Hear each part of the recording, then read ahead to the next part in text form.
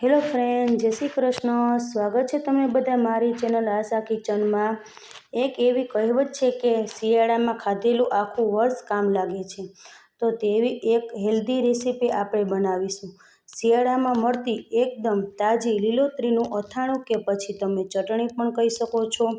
એકદમ જૂની રેસીપી છે અને સ્વાદમાં એકદમ નાજવાબ છે.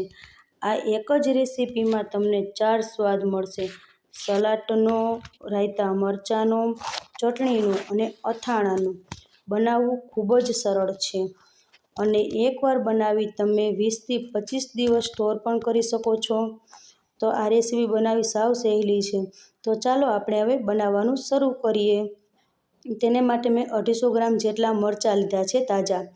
તમે જોઈ શકો છો આવા તાજા મરચાં લેવાના છે અને તાજા મરચાં લેશો તો જ આપણે અથાણું 20થી 25 દિવસ સુધી સ્ટોર કરી શકશો.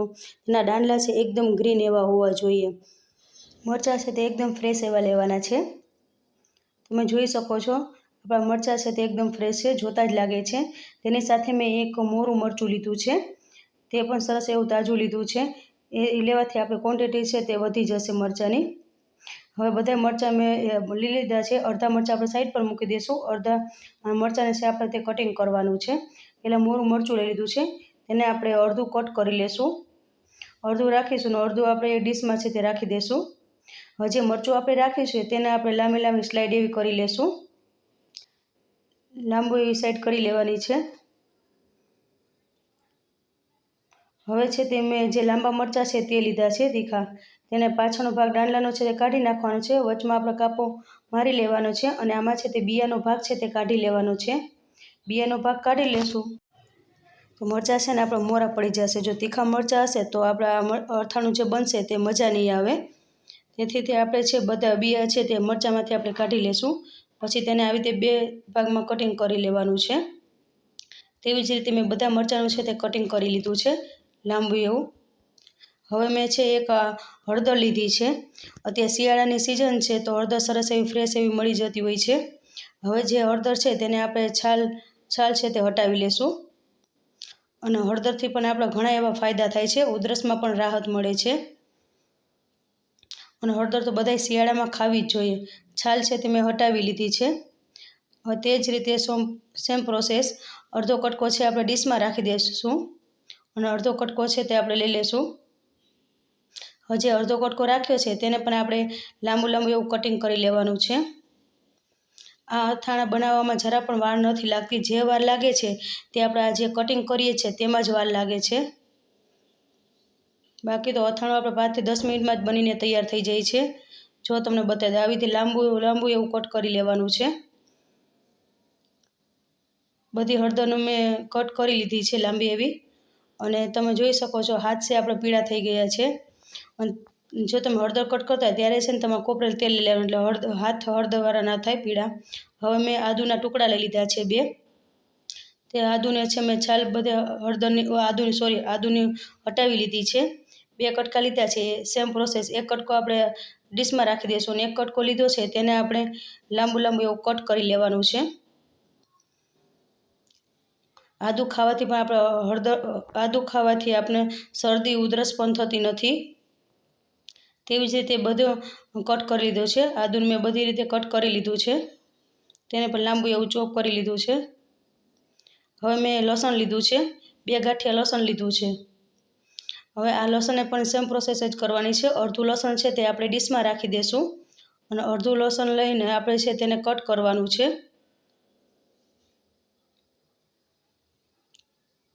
હવે જે લસણ રાખ્યું છે તેને આપણે હવે કટ કરી લેશું. તેને પણ લાંબુ એવું કટ કરી લેવાનું છે.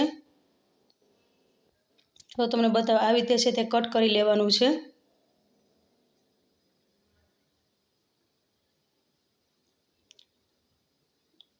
આ અથાણું તો શિયાળામાં બધાએ ખાવું જોઈએ. જો તમને બતાવી દઉં જો આવી રીતે કટ કરી લેવાનું છે. તેવી જ રીતે બધા લસણનું આવી રીતે કટ કરી લીધું છે. હવે ચારેય વસ્તુને આપણે એક સરખી લાંબુ એવું કટ કરી લીધું છે. હવે તેને આપણે એક મિક્સ બાઉલ લેવશું. તેમાં આ બધું આપણે એડ કરી દઈશું.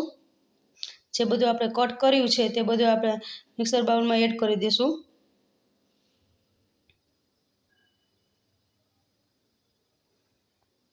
હવે તેમાં છે 1 ચમચી જેટલું આપણે નમક લેશું અને આમાં નિમકનું પ્રમાણ છે તે આપણે વધારે રાખવાનું છે અને 1 લીંબુ લીધું છે, મોટું લીંબુનો રસ કાઢી લીધો છે। જો નાનું લીંબુ હોય તો 2 લીંબુનો રસ લેવાનો છે। હવે તેમાં મેં 1 ચમચી જેટલી ખાંડ લીધી છે। જો તમને ખાંડ પસંદ ના હોય તો તમે સ્કીપ પણ કરી શકો છો, પણ મેં ખાંડ લીધી છે। આપણે જે લીંબુ લીધું છે તેનું બેલેન્સ કરવા માટે મેં 1 ચમચી ખાંડ ઉમેરી છે। તમે ખાંડ ઉમેરશો તો તેનો ટેસ્ટ બહુ સરસ એવો આવશે, ખાટો ગળ્યો એવો। બધું સરસ રીતે મિક્સ કરી લેવાનું છે। હવે તેને આપણે છે તે સાઈડ પર રાખી દઈએ। જે આપણે આ બધું બચાવીને રાખ્યું છે, મરચાં, આદુ, લસણ ને હળદર, હવે તેને આપણે કટ કરવાનું છે। મરચાં આપણે સાઈડ પર મૂકી દઈશું। હવે છે તે આપણે આદુ લઈ લેશું। આદુને ઝીણું ઝીણું એવું કટ કરી લેવાનું છે। સાવ ઝીણું કટ નથી કરવાનું, મોટું એવું કટ કરી લેવાનું છે। હવે આપણે હળદરને પણ એવી રીતે કટ કરી લેશું।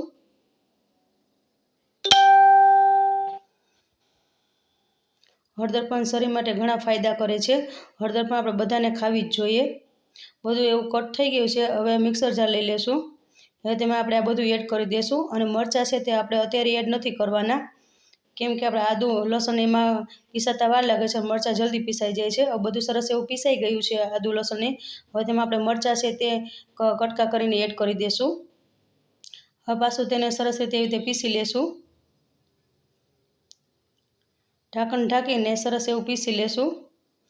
સરસ એવું આપણું પીસાઈ ગયું છે, તમે જોઈ શકો છો। જો આવી રીતે પીસવાનું છે, સાવ ઝીણું નથી પીસવાનું, દરદરિયું પીસવાનું છે। હવે જે આપણે બધું કટ કરેલું હતું લાંબી સ્લાઇડનું, એમાં આપણે આ બધું જે પીસેલું છે તે બધું એડ કરી દઈશું। હવે તેને સરસ રીતે આપણે મિક્સ કરી લેશું। બધું સરસ એવું મેં મિક્સ કરી લીધું છે। હવે તેને આપણે સાઈડ પર મૂકી દઈએ। એક તવો લીધો છે, તેમાં 2 ચમચી જેટલી મેં ધાણા લીધા છે, જે ધાણાના બિયા આવે છે તે। હવે 1 મોટી ચમચી જેટલી વરિયાળી લીધી છે અને અડધી ચમચી જેટલું આખું જીરું લીધું છે અને 2 ચમચી જેટલી રાઈ લીધી છે અને 15 થી 20 આખા તીખા લીધા છે।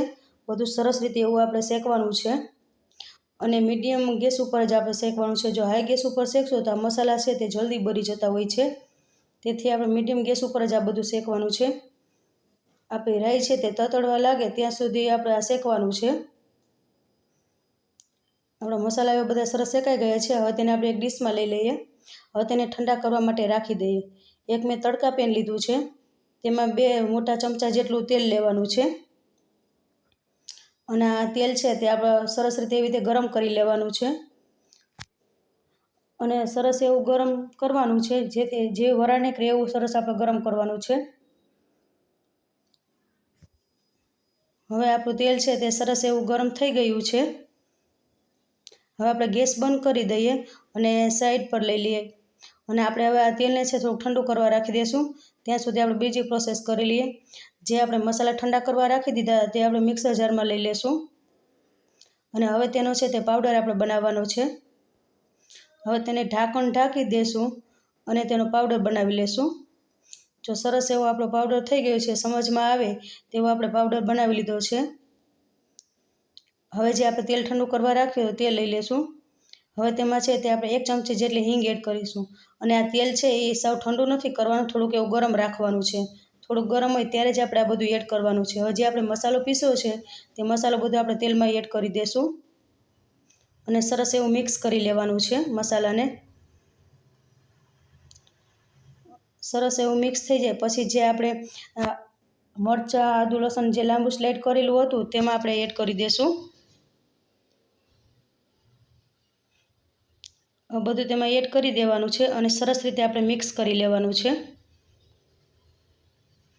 સરસ એવું મિક્સ કરી લેવાનું છે અને આ અથાણું તો બધાએ શિયાળામાં ખાવું જોઈએ। પહેલાંના જમાનાના જે લોકો હતા તે આ અથાણું ખાતા હતા અને આખું વરસ તાજા એવા રહેતા હતા। તેથી જ આપણે આ બધા અથાણું છે બધાને ખાવું જોઈએ। કડકડતી ઠંડીમાં આ અથાણું ખાવાની પણ બહુ જ મજા આવે છે અને ઇન્સ્ટન્ટ અથાણું છે, આ જલ્દી બની જાય છે। આપણું અથાણું જો ઇન્સ્ટન્ટ તમારે અથાણું ખાવું હોય તો આમાં કોઈ જ વસ્તુ એડ કરવાની નથી અને તમારે 15 થી 20 દિવસ સુધી સ્ટોર કરવું હોય તો તમે આમાં 2 ચમચી જેટલું વિનેગર નાખી શકો છો। તૈયાર છે આપણું ઇન્સ્ટન્ટ અથાણું. વિડીયોને લાઇક કરો, શેર કરો અને ચેનલ પર ન હોય તો ચેનલ સબસ્ક્રાઈબ કરી દેજો. એર ટાઈટ બરણીમાં આપણે ભરીને અથાણું 20 તેને સ્ટોર કરી